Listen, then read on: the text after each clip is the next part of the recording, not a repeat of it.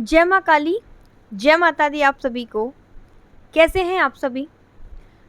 मुझे आशा है आप सभी बहुत अच्छे होंगे, सभी स्वस्थ होंगे, सभी खुश होंगे और खुशहाल होंगे। आप सभी पर मेरी माँ काली का आशीर्वाद और भगवान भोलेनाथ का आशीर्वाद, ब्रह्मांड की समस्त सकारात्मक शक्तियों का आशीर्वाद और उनकी कृपा सदैव आप पर और आपके समस्त परिवार पर बनी रहे।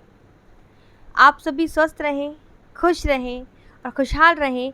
माता रानी से यही प्रार्थना है आप सभी के लिए। एक बार फिर से एक नई जानकारी के साथ मैं आप सभी का स्वागत करती हूँ आपके अपने YouTube चैनल काली माँ की बेटी में।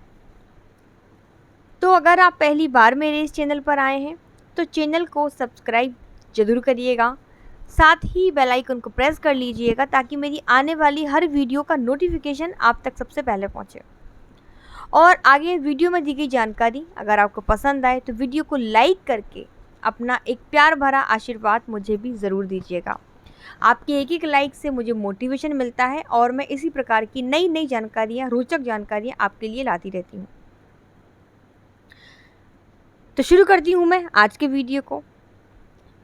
आज की वीडियो में हम बात करेंगे कुल देवी और कुल देवता के ऊपर। कुल देवी कुल देवता कौन होते हैं, कैसे इनकी पूजा करनी चाहिए, अगर ये हमसे रुष्ट हो गए हैं तो हम कैसे जानें कि हमारे कुल देवी कुल देवता हमसे नाराज़ हैं। अगर आपको नहीं पता आपका कुल देवी कुल देवता कौन है तो क्या करना चाहिए, ये समस्त जानकारी मैं आपको आज के वीडियो में दूंगी।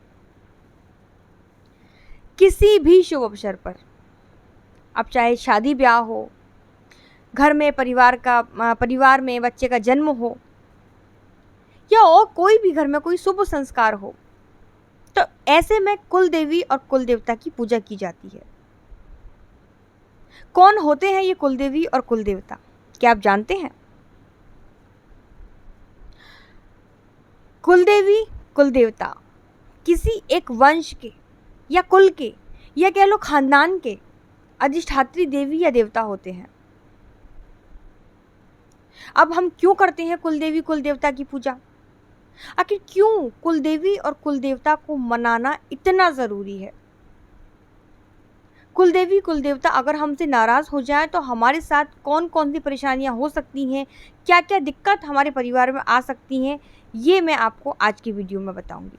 और साथ ही मैं आपको बताऊंगी कि अगर आप नहीं जानते आपकी कुल देवी आपके कुल देवता कौन है तो आप कैसे जानें, ताकि आपको आपके कुल देवी कुल देवता का पता लग सके और आप समय समय पर उनको भोग प्रसाद दे सकें, उनको मना सकें, उनसे आशीर्वाद प्राप्त कर सकें।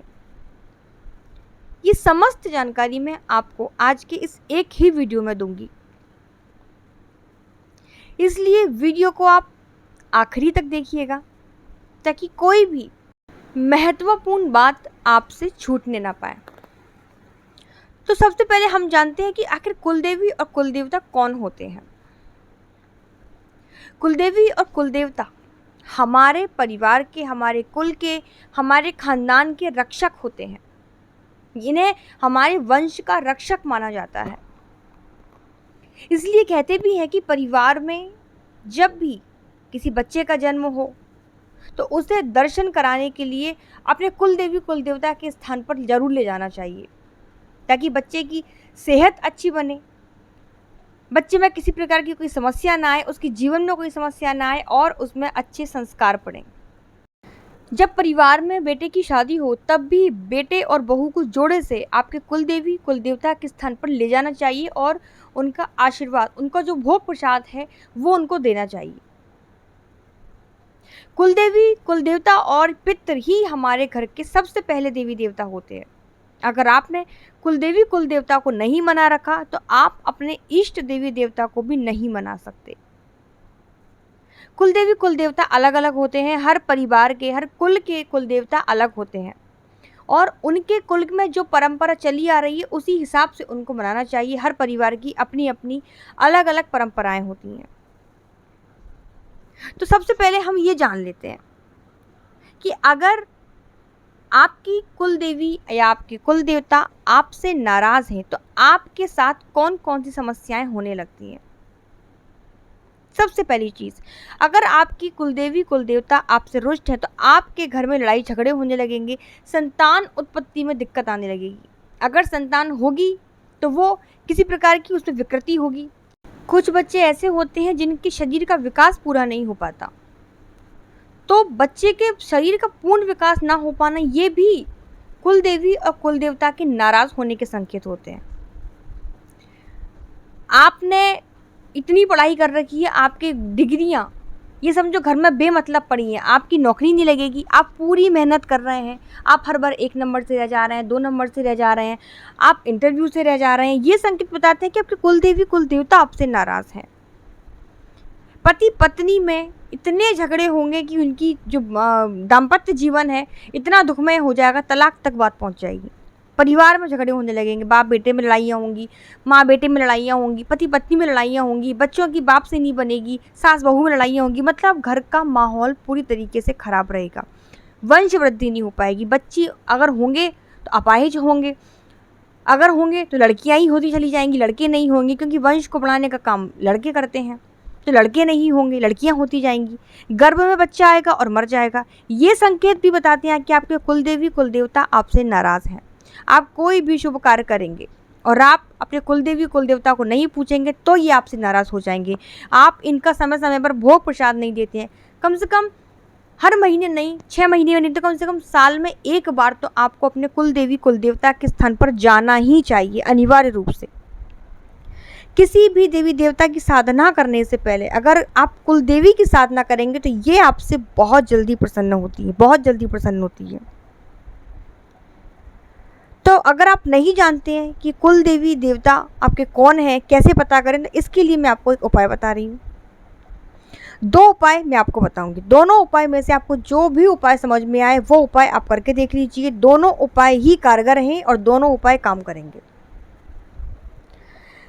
सबसे पहला उपाय जो मैं आपको बताने जा रही हूँ, आप कहीं लिख लो उसको या अच्छे से याद कर लो। आपको अगर आपकी कुल देवी का कुल देवता का नहीं पता है तो आपको क्या करना है, 1.25 मीटर लाल कपड़ा लेना है। 1.25 मीटर लाल कपड़े में आपको 1.25 मुट्ठी चावल रखने हैं। चावल टूटे नहीं होने चाहिए, अक्षत होने चाहिए। 1.25 मुट्ठी चावल लेना है, 1 जटा वाला पानी वाला नारियल लेना है, 1 सुपारी लेनी है, 2 लौंग लेनी है फूल वाली और 1 इलायची लेनी है और साथ में लेना है 1 जायफल।